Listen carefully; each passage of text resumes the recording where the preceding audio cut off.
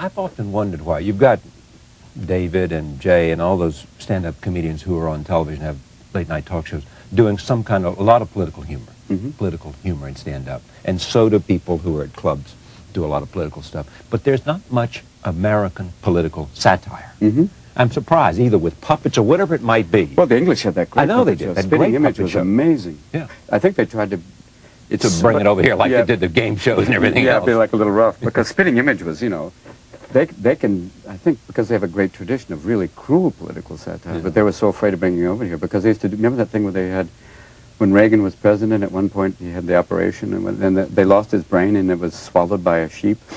No, and it was missing for a while, and they had Michael Jackson becoming Diana Ross, which is always my theory, you know. That was your theory? Yeah. You've been wondering. They're never in the same place. Tito, oh, my nose. Hold on.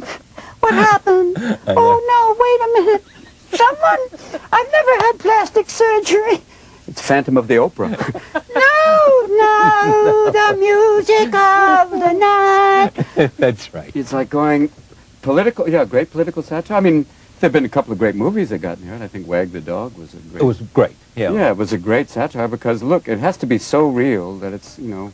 That's believable. Yeah, it has to come from that base. Or it has to have a base of truth, I guess. Yeah, a base of truth. And when Barry wrote it, he basically picked a country, and all of a sudden it turned out, as the movie was coming out, Albania eventually turned out to be a crisis point. Yeah. And the idea of a, you know, a war staged. Oops. Mr. Hearst, what happened? But the amazing thing is that when the president, during the worst of his difficulties, ordered the bombing of Baghdad, no, not Baghdad, or wherever he was bombing over in Iraq, when he ordered that bombing, there were people who were saying, wag the dog, wag the dog, wag the dog. Yeah, Barry was in someplace. I think he was over in Europe, but he also knew that they were doing live feed from one of those countries. I think even if it was in Kosovo. Not, yeah, oh no, it was before in Croatia, and there was actually live feed. They were showing Wag the Dog on Yugoslavian television. Saying, look. It is true. It's true. It is basically what they are doing. This is movie, but the reality is so. He was not with Girl Scout. What difference? Look around you. What is this? The American movie would not lie. Why don't you call it the oral office? Why not be afraid? What is that there? People say now it's just a difficulty, misunderstanding. Look away. Look away. Look away. Look away. Like you said, it goes back to that. You couldn't, I mean, maybe it's hard to have real hard political satire when things get as outrageous as they've been the last 8 years. Yeah. When you could have something like that, you could write about it and think, no, come on, really. Yeah. He was on the phone and conducting business and, yes, sir. Yeah. Oh, yes, sir. Yes, sir. That's my baby. Oh! Yeah, I believe the middle league. Why don't you just cover? Yeah.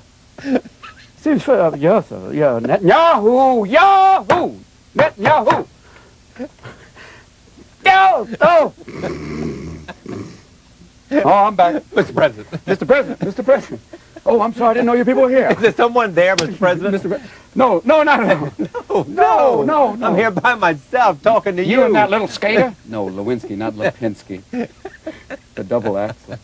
You have been gifted, or you've been lucky, or you've been fortunate. Lucky, both. No, I think. whatever. Gifted touch. But you mentioned Barry Levinson, to work with very good directors. Very. Mike Nichols for Birdcage. Yeah, it's a great experience. Peter Weir. Yeah. It's an Dead Poet was Peter Weir. Yeah. I mean, it's a learning experience where you come out of that feeling like you've learned. You know, they all teach you stuff about. Peter Weir had this great lesson where he would basically say, you don't have to say anything. That, you know, there is a power in listening, there's a power in silence, and that was a great lesson because normally I felt like as a comic you have to fill the space. That was one thing. With Barry, he is because he was a comic, he had a great understanding of just, you know, the kind of human comedy, which he does great, like when you see it in his movies. It's behavioral comedy, which is wonderful. It's all about character. His last movie was amazing. It's all, and it's, you know, he has an understanding and he helps you relax to that point where you can do it. And that was a gift. Yeah. And Mike, once again, is another comic who, he's such a, hard judge in terms of but when you finally get it right, you know it's good. Because he's a hard judge. Yeah, I mean, he would be very, work out the timing, but when he laughed, it was like, it worked. Oh, that was a sense of approval when he laughed. When it worked. Because I was once on a set with him, and he doesn't seem to be intrusive in terms. He sort of stands over behind the camera and watches people go through the Yeah, and then say something. Because Elaine brings in another roll of script. Yeah, there's another try it this way, Robin. 5 pages. Yeah, but his great things, he said, that was very good in many ways. That's kind of like, well, thank you, Buddha, but I get it. Oh, yeah. It's like you get this kind of, we're not there yet. So it was very good in many ways, but could we try it again? Try it again. Yeah, give me something better. It's that thing. Yes, or open it up a little bit. Just a touch, but not too much. Don't go out there. Once again, it's like, Who else is in that sort of pantheon of directors? Let's see. I'm trying to think back of. Working with the director of Good Will Hunting. God, I'm blanking for a brief moment. This is what happens is you get 48 now, Charlie. I lived through the 60s. I'm trying to think. Oh, Gus. Sure. And Gus, right. he's so. Gus is almost like Mike, but in an even gentler way. That he will just say one or two things and they're perfect, but he just watches. And he's so laid back that you begin to wonder, are you okay?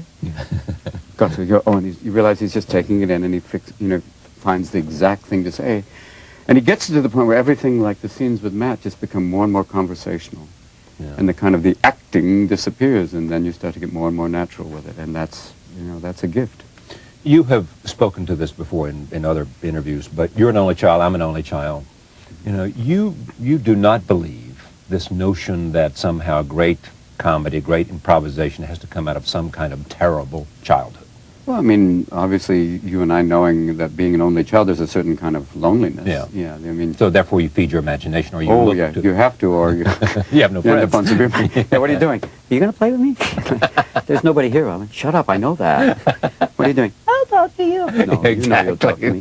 Do I have to do that again? Never again. We've gone through that. Do I get a watch? No. You know why. Oh. Okay. But that thing that, maybe that drove it. You do kind of have your imagination is very active. You do, you kind of, for me, performing didn't even kick in till high school last year and then college, where it was like very much this kind of explosion of energy of finding this improvisational theater class and went, wait a minute, this is for me. Yeah, because it gave you a chance to use everything that I had learned up to that point, and then in this kind of very free form, but yet still structured. It's a weird combination. Because I was studying political science, that didn't help. My father went, great. I'm not paying for that. That's really, come home. Come home, we'll talk about that. That was where he said to me, fine, if you want to be an actor, that's great, just have a backup profession like welding. And I went to a welding class, and my welding teacher had a glass eye. And acetylene can be dangerous. Now, if you... Oh, did I knock that over? Oh! Gotta be careful. Yeah, first. And that was, the beginning of really experimenting with that and trying theater and... But the improvisation you loved, instantly... Yeah, because I saw great, the committee was in San Francisco. I got to see them. And I guess I kind of grown up in the back of my mind thinking about people like Jonathan Winters, who was, especially the later shows where they used to give him stuff and he would just go off. Where he made, one time I remember him, the great one was the one on the Jack Parr show where he was a hunter, and Jack Parr said, John, what do you hunt? He said, I just hunt squirrels. I said, really, what do you aim for? I usually aim for their little nuts. And at that point it was like, whew, I like this man. He, to me, is like this wonderful, he goes off on anything. Yeah. And he has this, to me it's kind of the ideal because he has this incredible background of knowledge, and then he just uses it. Where he can become like, he can be anybody. I saw, Green Mile. Good movie. A ball. Big boy. It's big. He was a big man. Big. I know. It's all different. Yeah. And a good guy, though. He was a very good guy. Good man. He had some real quality. I'll tell you now. That's it. I see it all, It's a bit like I see a lot of politicians, and it's like the third sense. I smell dead people. It scares me. They scare me a lot. I see Jesse Ventura going, why can't they have that? I want to see, forget the debate, just a steel cage match. Put them in one on time. One on time, Al Gore. Put him in the, he in the shrub. Stone Cold Austin and whoever. Put him in there. Just put, Al's got him in the sleeper hole. Put him down, son. Take him down. Yeah, WWF. Bring him out. Krispy Kreme's going public. Bring him home. Bring it out, boy. McMahon says it's your night. It's your night now.